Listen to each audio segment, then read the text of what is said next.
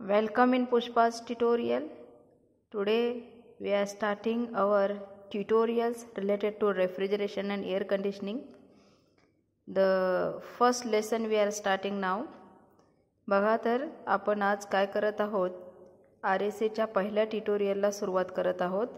या ट्युटोरियलमध्ये आपण MSBTच्या क्वेश्चन पेपरमध्ये चॅप्टर 1 शी रिलेटेड जे महत्त्वाचे क्वेश्चन्स आहेत की जे वारंवार विचारले गेले आहेत ते डिस्कस करत आहोत विथ आन्सर.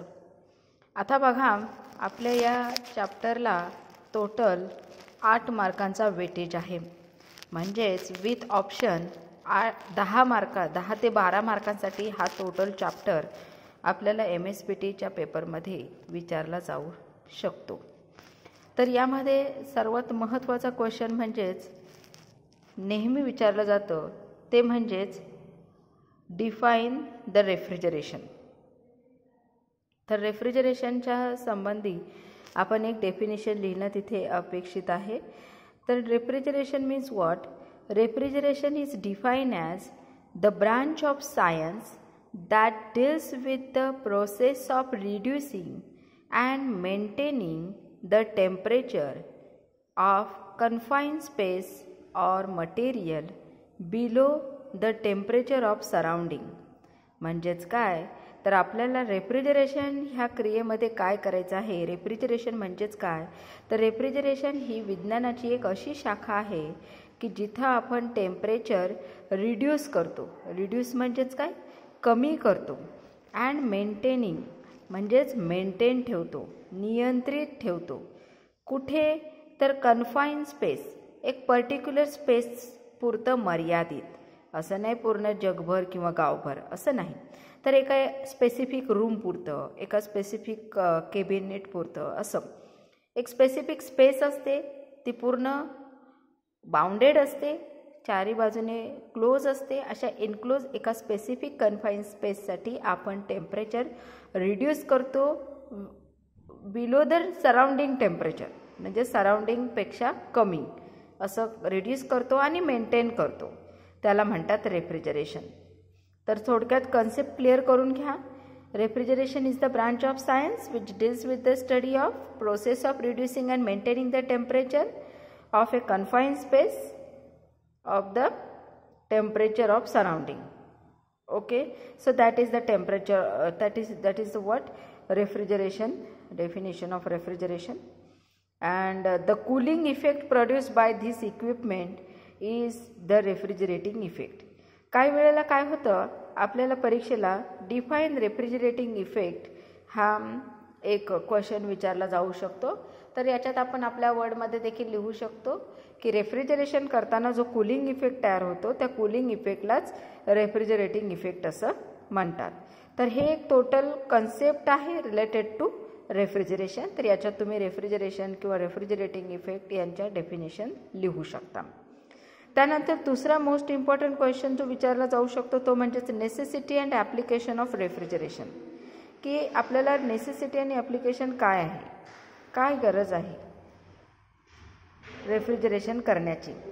तर यामध्ये बघा, आपल्याला काही जे फूड आहे, आईस आहे किंवा एखादी गोष्ट आहे, मेडिसिन्स आहेत, भाज्या आहेत, जास्त काळासाठी टिकवायच्या आहेत, तर त्यासाठी आपल्याला रेफ्रिजरेशनची गरज लागली.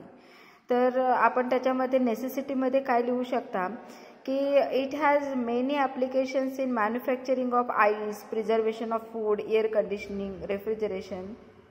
That is the main requirement so that we can apply that refrigeration for many of the applications like industrial applications. Industrial ॲप्लिकेशन्समध्ये आपण आईस तयार करण्यासाठी, तसेच कोल्ड स्टोरेजेस आहेत, म्हणजेच मासे वगैरे जास्त काळ टिकण्यासाठी. मासे एका ठिकाणाहून दुसऱ्या ठिकाणी नेत असताना खराब होऊन जाऊ नये म्हणून त्यासाठी आपण त्याला आईसमध्ये स्टोअर करतो. तर अशा पद्धतीने वेगवेगळ्या गोष्टींसाठी आपल्याला रेफ्रिजरेशनची गरज लागली तर ते आपण लिहू शकतो. मिल्क प्रोसेसिंग प्लांट, त्याच्यानंतर breweries, large food packing plants, त्याच्यानंतर processing of tobacco and farm crops. तर अशा वेगवेगळ्या प्रकारचे ॲप्लिकेशन्स आपण लिहू शकतो. तर असे 4 मार्कांसाठीचे क्वेश्चन तुमचे इथेच कव्हर होऊन जातील. त्यानंतर आपण पाहूया परीक्षेसाठी वारंवार विचारला गेलेला क्वेश्चन म्हणजेच युनिट ऑफ रेफ्रिजरेशन किंवा आपल्याला ते सांगितलं जातं डिफाईन टर्न ऑफ रेफ्रिजरेशन. तर टर्न ऑफ रेफ्रिजरेशनची बघा ही डेफिनेशन आहे. तुम्ही याचा स्क्रीनशॉट घेऊन करू शकता किंवा मी एक्सप्लेन करते त्या पद्धतीने तुम्ही नोट डाऊन पण करून घेऊ शकता. A ton of refrigeration is define as the quantity of heat required to be remove to form 1 ton of ice at 0 degrees Celsius within 24 hours when initial condition of water is 0 degrees Celsius, because same cooling effect will be obtained by melting the same ice. म्हणजेच काय तर 1 ton of refrigeration means what? 1 ton ice तयार करण्यासाठी 1 ton ice आपल्याला तयार करायचं आहे. आता आईस म्हणजेच काय तर त्या पर्टिक्युलर लिक्विडचं 0 डिग्री सेल्सिअस टेम्परेचर. म्हणजे एकदा का त्या लिक्विडचं 0 डिग्री सेल्सिअस टेम्परेचर बनलं की तो आईस बनतो. तर आपल्याला काय करायचं आहे 24 तासामध्ये त्या लिक्विडला काय करायचं आहे 0 डिग्री सेल्सिअस टेम्परेचरला आणायचं आहे.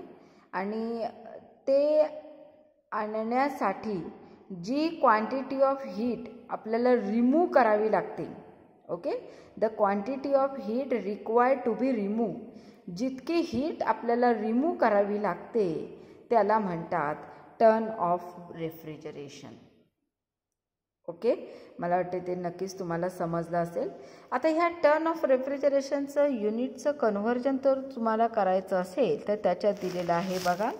In SI unit 1 ton of refrigeration can be calculated by considering latent heat of fusion of ice. म्हणजे त्यामध्ये काय केलं जातं आईसचं लॅटेंट हीट कन्सिडर केलं जातं. ते आहे 335 किलोजूल पर kg. म्हणजेच त्याचा फॉर्म्युला आहे 1 ton of refrigeration is equal to latent heat of ice multiplied by mass of ice divided by time required for cooling. आता बघा लॅटेंट हीट ऑफ आईस किती आहे, किती कन्सिडर केली आपण 335 किलोजूल पर kg ती लिहिली इथं. त्याच्यानंतर मास ऑफ आईस, आईस किती आहे 1 ton. 1 ton means what 1000 kg. 1000 kg. त्याच्यानंतर पुढे आहे बघा टाईम रिक्वायर्ड फॉर कूलिंग. तर टाईम काय आहे 24 अवर्समध्ये. म्हणजेच 24 into hours, hours means what 60 minute आणि 1 मिनिट म्हणजेच 60 सेकंड. म्हणजेच आपण याला काय केलं सेकंडमध्ये कन्व्हर्जन केलं. आणि हे सॉल्व करून झाल्यानंतर आपल्याला जी व्हॅल्यू मिळते ती म्हणजेच 3.517 किलोजूल पर सेकंड. यालाच आपण किलोवॅट देखील म्हणू शकतो. Kilojoule per second means kilowatt. तर 1 ton is equal to what 3.517 kilowatt. तर हे आहे त्याचं कॅल्क्युलेशन. तर तुम्हाला काय करायचं आहे युनिट ऑफ रेफ्रिजरेशन म्हटलं की त्याची डेफिनेशन लिहायचं आहे आणि हे कन्व्हर्जन फॅक्टर देखील तिथे तुम्हाला एक्सप्लेन करायचं आहे. Then you will get full marks. After that refrigerating effect. आता मी जी प्रिव्हियस तुम्हाला एक्सप्लेन केली ती होती कूलिंग इफेक्ट संबंधी. आता refrigerating effect means what the rate at which heat is absorbed from the body or space to be cool is known as refrigerating effect. म्हणजेच काय की अशी स्पेस की ज्या स्पेसमधून हीट ॲब्झॉर्ब केली जाते तर ती किती रेटने ॲब्झॉर्ब केली जाते म्हणजे एका सेकंदाला किती ॲब्झॉर्ब केली जाते त्या रेटलाच म्हटलं जातं रेफ्रिजरेटिंग इफेक्ट. तर ही एक त्याची डेफिनेशन आहे. तुम्ही एक डेफिनेशन लिहू शकता. दुसरा सेंटेन्स तुम्ही असा लिहू शकता तर refrigerating effect is express in kilowatt असं देखील लिहू शकता. हे 2 सेंटेन्स पुरेसे आहेत फॉर 2 मार्क्स. त्याच्यानंतर एक अतिशय महत्त्वाचा क्वेश्चन की जो 4 मार्कांसाठी किंवा काही क्वेश्चन पेपरमध्ये 6 मार्कांसाठी देखील विचारला गेला आहे. एकदम सिंपल आहे बघा. Reverse Carnot cycle. यामध्ये तुम्हाला काय करायचं आहे PV आणि TS डायग्रामच विचारली गेली आहे. तर तुम्ही एक PV डायग्राम काढायचे आणि TS डायग्राम काढायचे. डायग्राम केअरफुली लक्षात घ्या. ही जी प्रोसेस आहे 1 to T2 1 to 2च्या ह्या प्रोसेसमध्ये QA लिहिले. QA म्हणजेच हीट ॲब्झॉर्ब, इथे ॲब्झॉर्ब होते. 2 to 3 आणि 3 to 4 या दोन वेगवेगळ्या प्रोसेसेस आहेत बघा. हे आहे ॲडियाबॅटिक प्रोसेस आणि 3 to 4 ही आहे आयसोथर्मल प्रोसेस, म्हणजे इथं टेम्परेचर कॉन्स्टंट असतो. आता ह्या प्रोसेसेस तुम्हाला व्यवस्थित लक्षात ठेवायचे आणि हे एक्सप्लेनेशन देणं गरजेचं आहे. प्रोसेस 1 to 2 ला काय म्हणतात, तर that one is reversible isothermal process. Then process 2 to 3 reversible adiabatic process और compression. Then 3 to 4 reversible isothermal heat rejection. त्याच्यानंतर 4 to 1 रिव्हर्सिबल ॲडियाबॅटिक एक्सपान्शन. तर ह्या प्रोसेसेस आहेत. तुम्हाला काय करायचं आहे, PV आणि TSC डायग्राम ड्रॉ करायचे आहे आणि ह्या प्रोसेसेस एक्सप्लेन करायचे आहेत. तर या प्रकारे तुम्ही हे करू शकता. याला 2 मार्क आहेत. त्याच्यानंतर हे जे इक्वेशन्स आहेत, हे इक्वेशन्स तुम्हाला लक्षात ठेवायचे आहेत. हीट ॲब्सॉर्ब पहिला आहे. Heat absorb is equal to MRT2 log E V2/V1. Heat rejected is equal to MRT1. बघा, रिजेक्टेडला T1 घेतले आणि ॲब्झॉर्बला T2 घेतले. बाकी याला V3/V4 आणि हा V2/V1 आणि net work supplied is equal to QR - QA. इतकं जरी केलं तरी सफिशियंट आहे. आणि याच्या संबंधी जर तुम्हाला एक्सप्लेनेशन लिहायचं असेल तर तुम्ही 1-2 वाक्यात लिहू शकता. A machine working on reverse Carnot cycle would act as refrigerator. It driven by power from an external source and would be theoretically most effective. हे 1-2 वाक्य जरी तुम्ही लिहिलेत तरी सफिशियंट आहेत. तर हे आहेत त्याचे most commonly asking questions in the MSPT question paper. अजून एक महत्त्वाचा क्वेश्चन आहे ते म्हणजेच bell Coleman air refrigeration cycle. हा देखील क्वेश्चन 6 मार्कांसाठी विचारलेला आहे. याच क्वेश्चनला तुम्हाला दुसऱ्या भाषेमध्ये असं विचारलं जाऊ शकतो की explain the air refrigeration cycle. तर बघा, एअर रेफ्रिजरेशन सायकल असू द्या किंवा bell Coleman air refrigeration cycle असू द्या, दोन्ही सेम आहेत. तुम्ही एअर रेफ्रिजरेशन सायकलसाठी देखील बेल कॉलिमनचे एक्सप्लेनेशन करू शकता. इथे तुम्हाला ही सिम्पल सी डायग्राम काढायची आहे. इथे बघा, हा तुमचा कॉम्प्रेसर, त्याच्यानंतर कंडेन्सर, त्याच्यानंतर हा एक्सपांडर किंवा एक्सपान्शन वॉल देखील आपण म्हणू शकतो आणि हा आपला आहे इव्हॅपोरेटर.